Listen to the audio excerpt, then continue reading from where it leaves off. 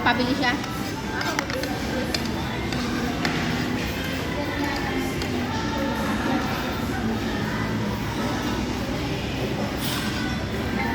Nagluto pa po kami ng ulam natin.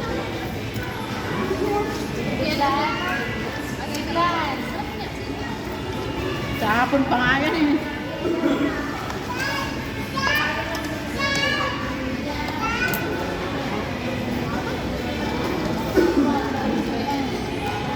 Wala na daw laman. Ay, wala. Ano?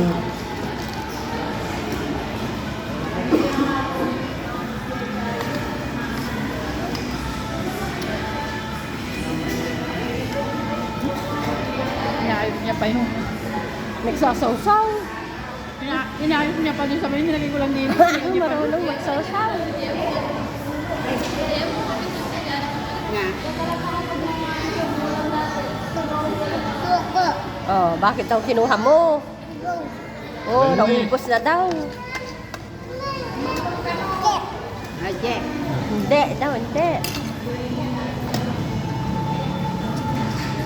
Sasawsaw pa. Ah, walang ketchup yung anong isinawsawan. Ano?